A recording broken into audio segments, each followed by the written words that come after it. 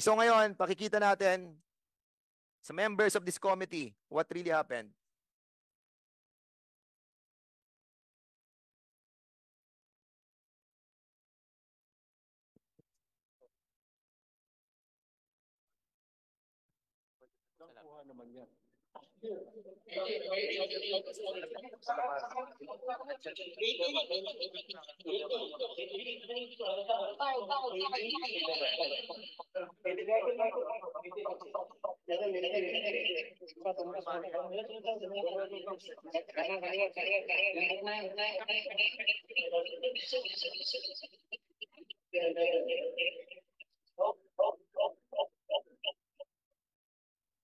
So 12:30, pumasok yung mga grupo. And this what happened inside. Sa 27 minutes na nawawala dahil pinatigil ang BWC, nakita natin kung sino. Ayan, si Magsalos. Ayan, si Corpus. Ayan, si Democrito. Ayan, si Gibara. Ayan, si Kihana. Ayan, si Pat Acosta. Andyan si Pio Ginto. Sa loob kayo lahat.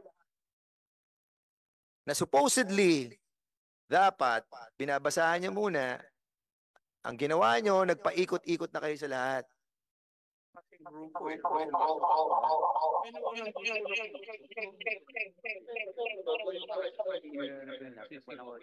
Mr. Chairman, baka naghahanap ng budget.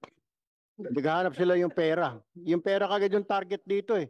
The way they operated, hindi sila naghahanap ng mga armas, kundi yung bag, yung pera. That's what it is. Plain and simple, Mr. Chairman.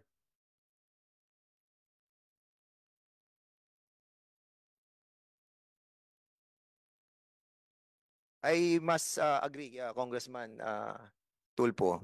And as a matter of fact, dito natin patutunayan that ang sinasabi nila ngayon, sinesecure nila ang perimeter. Samantalang ang kanilang trabaho ay mag-secure lang ng perimeter. But they roam around. They roam around sa lahat. Pasok sa kwarto, pasok sa CR. And as a matter of fact, this is the best direction that I ever seen in my entire life. Being a former movie actor, ito na ang pinaka-worst na direction na nakita ko. Even the blocking, even the directing, hindi kayo papasa. Nag-ano ka dito eh. Di ba, Ara? Nag-Back to the Future ka. Nag-Michael J. Fox ka. Pagkatapos nyong hindi kayo papasa. Nag-ano ka dito eh. Di ba, Ara? Nag-Back to the Future ka. Nag-Michael J. Fox ka. Pagkatapos nyong pumasok sa loob, lumabas ka. Eto, binuksan nyo na yung BWC. Dito, binasahan mo na sila nung 12:59. 12:59, naayos nyo na sa lahat, lumabas ka, at binasahan mo nila ng kanilang search warrant. After na maayos nyo na sa loob.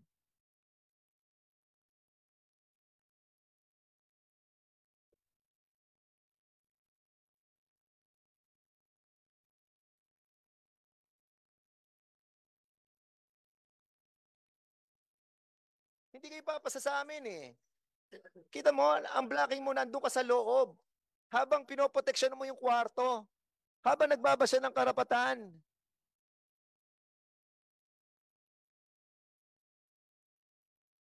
Now,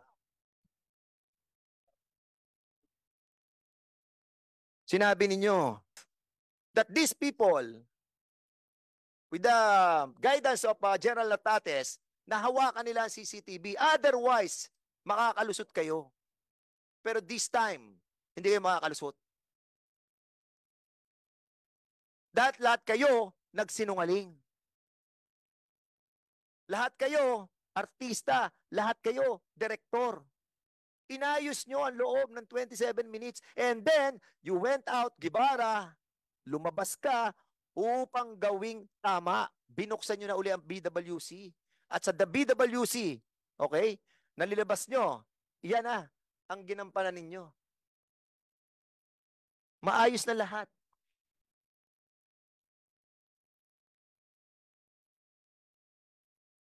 Bad production. Bad direction. Lieutenant Guevara, Lieutenant Colonel Guevara, inamin mo doon sa inyong pre-investigation meeting with General Nartates that you have gotten 31 million plus 4.6 billion. Nasa video yan.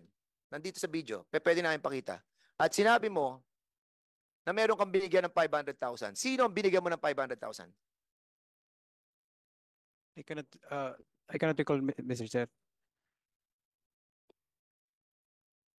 Alam mo, Guevara, this is your chance to retrieve yourself. Yes, Mr. Chair. This is your chance to be honest with yourself, with your family.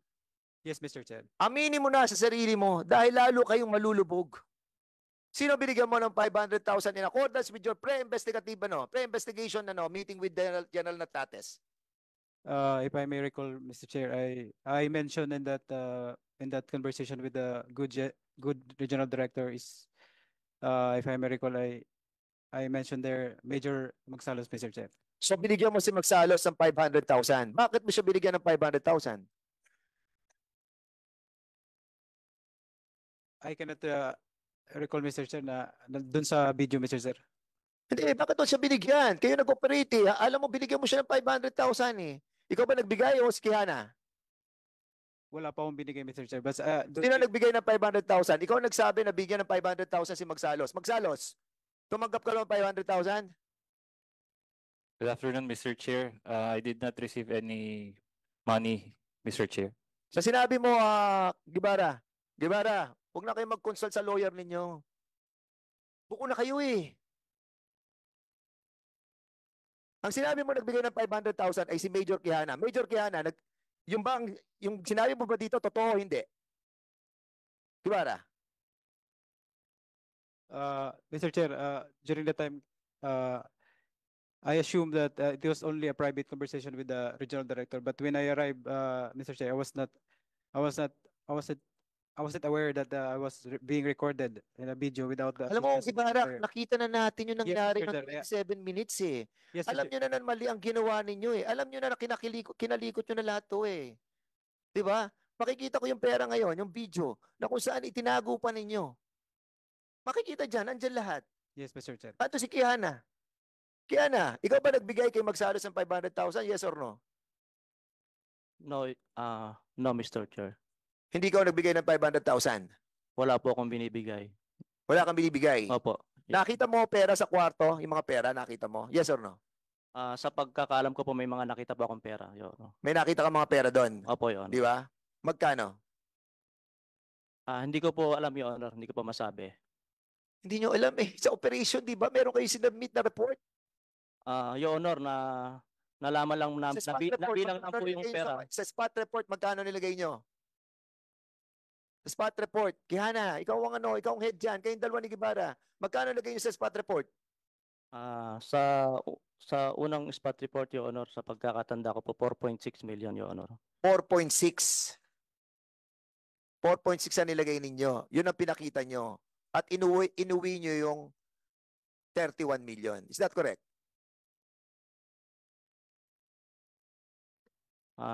No, Your Honor. Nag-inventory rin po kami sa opisina, Your Honor. Yung po, Yun, 27 million. nag-invent kayo after na inuwi nyo yung pera. Di ba? Your Honor, wala po kaming inuwing pera. Dinala po namin sa opisina yung pera, Your Honor, para inventaryohin. Okay, tanungin natin si Lebunan, si Patrolman Lebunan saka si Garcia. Garcia. Kayo yung mga nakakita nung ng luggage na nilalabas yung pera eh. Can you kindly tell us in this committee what happened to that money that was inside the two luggages? As a matter of fact, the two luggages is here. Asan yung luggages?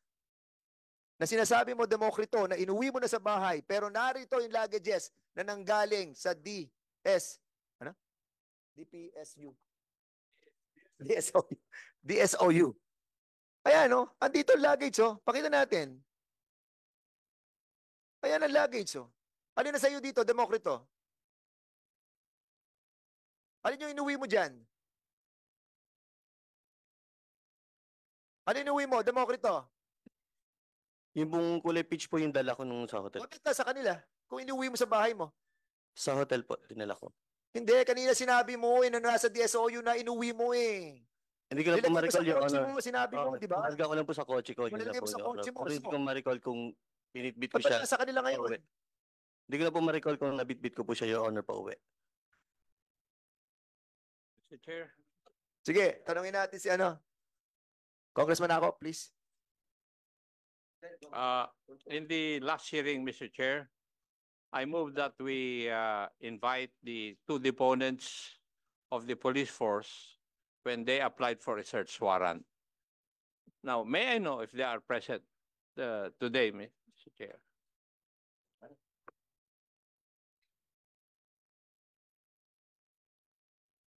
May I know if they are present?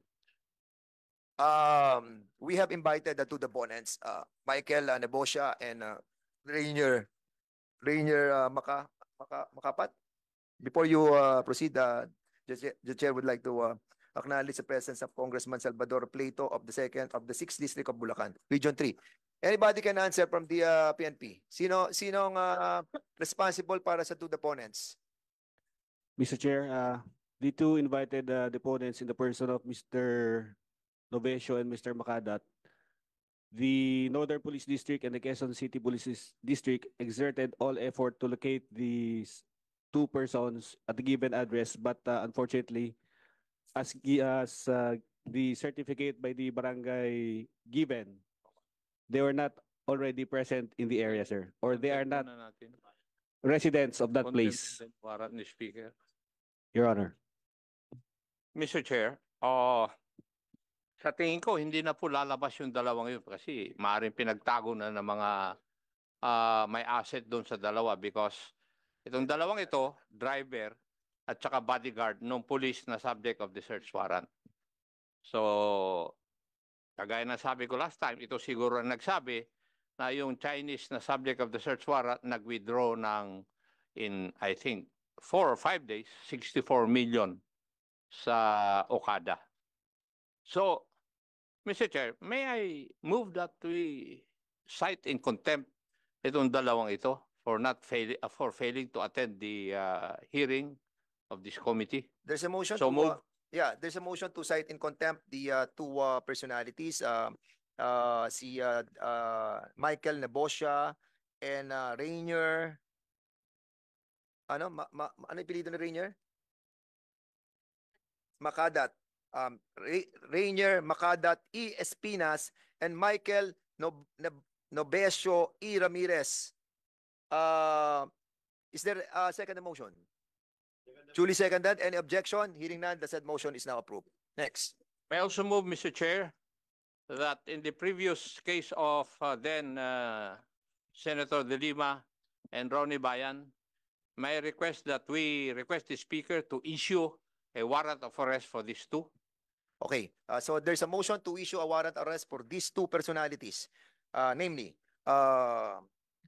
Michael Nebosha and Rainier Makadat. Any second motion? Second The motion. second motion, any objection? Hearing none, the said motion is now approved. Next.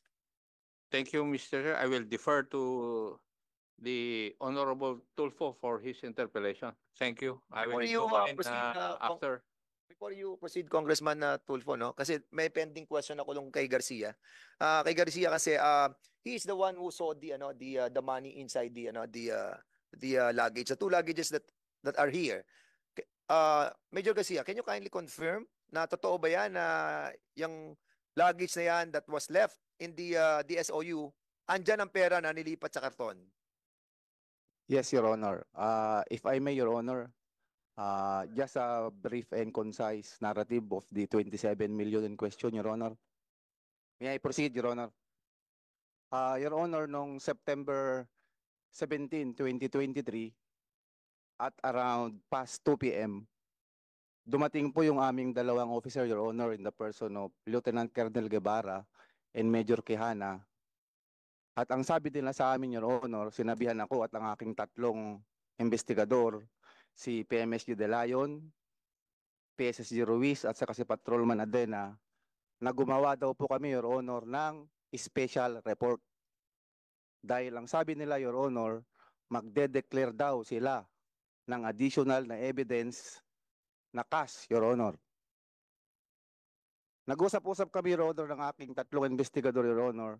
Hindi po kami pumayag, Your Honor, kasama po yung searcher namin na si Patrolman Maambong. Dahil una sa lahat, Your Honor, yung search na nangyari po sa Sulemare tapos na. Pangawala po, Your Honor, yung searcher po namin ayaw niyang tayuan yung pinapagawa nila sa amin.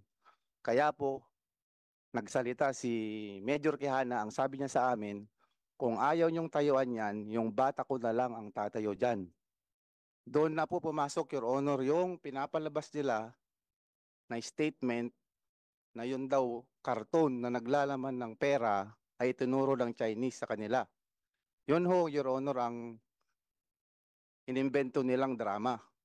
So, pagkatapos ng Your Honor, pagdating ng alas 10 na ng gabi, dumating po sila, Your Honor, dala-dala po nila yung dalawang traveling bag, Your Honor, na yung dalawang luggage, Your Honor, na iniwan nila later on sa DSOU. Pumasok po sila sa kwarto ng aming Chief DSOU, Your Honor.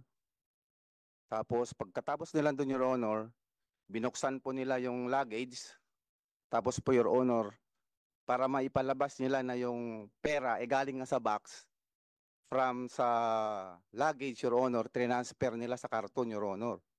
Doon na po nautusan, Your Honor, si Corporal Lebuna na bumili ng packaging tape para magamit nila doon, Your Honor, sa pag-wrap ng pera. So, Your Honor, nung matapos yung ginawa nila, Your Honor, dumating po yung media representative na pinatawag nila, Your Honor. Nagsimula po ang inventory ng pera at hindi naman po nagsisinungaling yung ginamit na alternative recording device. Nagsimula po ang inventory ng pera ng 12:54 a.m. ng September 18, 2023, Your Honor. 2 days after the operation. So kinabukasan, Your Honor, doon na kami nag-inquest. Doon na po lumabas yung first progress report na ginawa mismo ng ating Chief, Your Honor. Antedated siya ng September 16, 2023, pero ipinareceive sa aming SPD talk ng September 18 ng 1:17 p.m. na nga po, Your Honor. Yun po ang kwento ng 27 million, Your Honor, in question. So in other words, talagang nagkaroon ng attempt to change the narrative of all the that happened, no? And fortunately, merong BWC na cut ng 27 minutes at yung nakuha sa CCTV that was submitted to us, that answer the missing link. That in their best judgment, curing by having another scenario will cure the problem. But unfortunately, it was a bad decision that deemed to failed. Before you proceed, Congressman Tulfo, I just wanted to share ito yung CCTV that was submitted to us para at least makita natin kung ano yung nakita doon sa loob ng kwarto.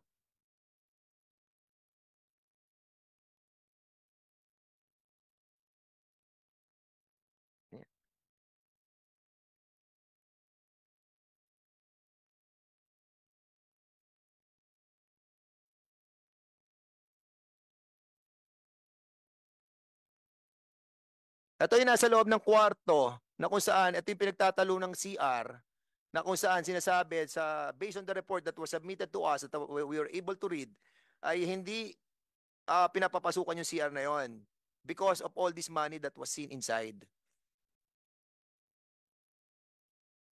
Ito yung moment na pumasok na sila sa loob and at the same time, pumasok na sila dito, lahat ng operatiba dito sa kwartong to, sa pamumuno ni Major Quijana and Magsano and Colonel Guevara.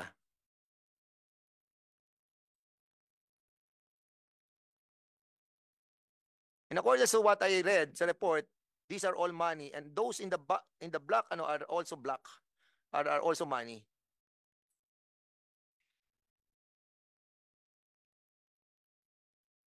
Colonel Magsalos, ikaw ay isang perimeter pero andiyan ka na sa loob. Ito, hindi ko alam kung sino to isang to, but I think they have recanted as well, no? Sila nagsabi na ito ang mga nakita sa loob. Sabi mo kanina, Kihana, hindi mo nakita yung pera, hindi mo nakita. Ikaw pa nagtakip ng pera. Anyway, in other words, we have seen the other side of the 27 minutes. And with that, this chair would like to recognize Congressman Erwin Tulfo. Mr. Chair, thank you very much. Some of our congressmen here are going to attend other meetings, and then so may I suggest, Mr. Chair, that all these officers here present who had been lying to their teeth, may investigador na lumabas ng investigasyon ng PNP. Tapos napapailing nila itong dalawa nating mga kasamahan na mga dating senior police officers and they're very veteran police officers. I would suggest, Mr. Chair, habang nagsisinungaling itong mga ito dahil hindi pa naman po sila ayaw nilang umamin sa panluloko, panghuhut-hut, whatever you want to call it, may I suggest that we cite them in contempt, Mr. Chair. After all, Mr. Chair, yung kwarto natin sa baba, marami ng alikabok at walang nakatira. So kailangan na nung detention center natin ng tao para naman malinis ng konti. So I would suggest we cite these police officers in contempt today. Okay, before we take action on the motion of Congressman Erwin Tulfo, the chair would like to acknowledge the presence of Congressman Paduano. And before we take cognizance on your motion, a minute of suspension. Pare.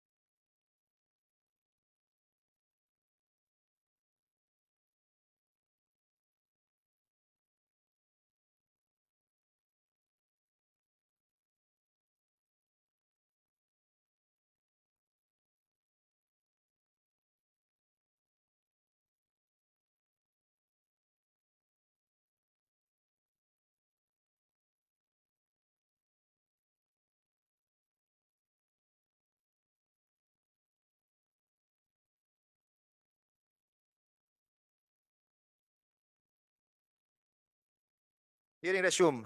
So in relation to the motion of the Congressman of CIS party list, there is a motion to cite in contempt the following personalities.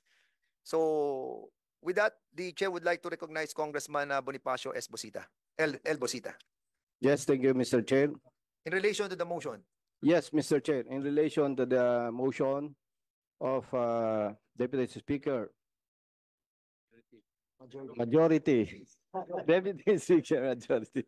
Honorable Erwin Tulfo for to cite for contempt for the following PNP personnel na nakita po natin na parang pinaglalaroan lamang po tayo. At base po doon sa reports, mga nakikita nating mga ebidensya, testimonies, talagang dapat po na suportahan natin yung motion for citing contempt of Honorable Erwin Tulfo for the following personnel. Police Major Magsalos, Police Lieutenant Colonel Guevara, Police Major Joson Quijana, Staff Sergeant Democrito, Sergeant Danilo Desder, and Sergeant Rio Quinto. Mr. Chair. before we proceed, the chair would like to recognize Congressman Eddie Bong Plaza, our vice chairman. There's a motion to cite in contempt the following PNP personnel and there's a second motion that seconded by Congressman Acop. But before we act,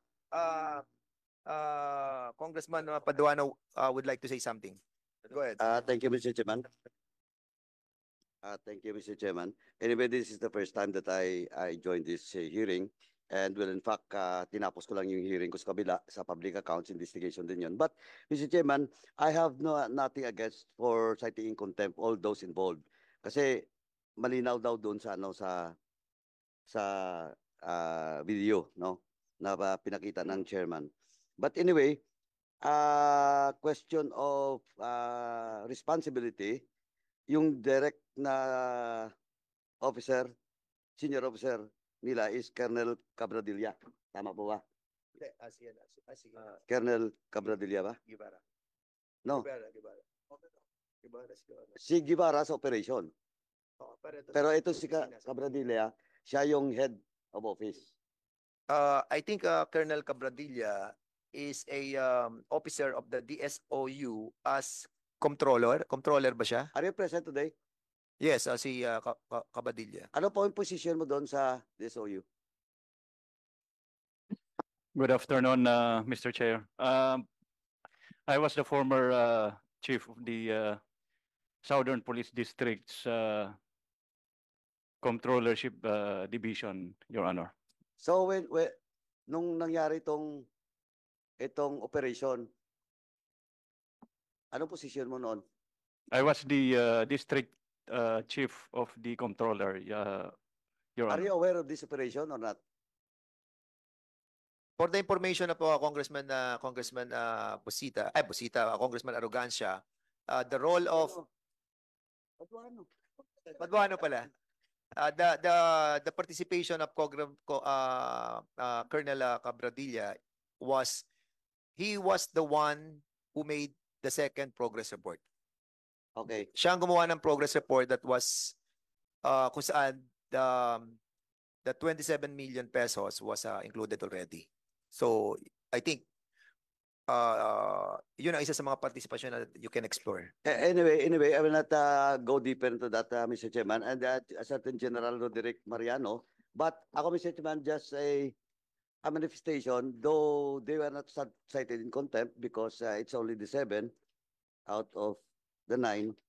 Wala akong problema doon, but of course, I just want to caution General Roderick Mariano. Is he present today? General, and of course, si Colonel Cabradilla, ano lang po, you're not cited in contempt, but please, because the basis for the motion being made by the good Congressman Tulfo is all about lying. And the contempt for you is, in yung violation nyo is refusal to answer relevant inquiry in this committee. And don't you know that is the detention for that? And it depends on the motion of Congressman Tolpo and the approval, of course, the chairman of the committee kung gaano katagal. Kasi ang letter F and E lang, yung may 10 days. Ito, depende yan mamaya sa committee. Just to inform everyone. Kaya doon yung sinight na in contempt, if you want for the reconsideration that your name will be dropped in this motion for contempt, eh baka makukulong kayo dito 1 buwan or more. Kasi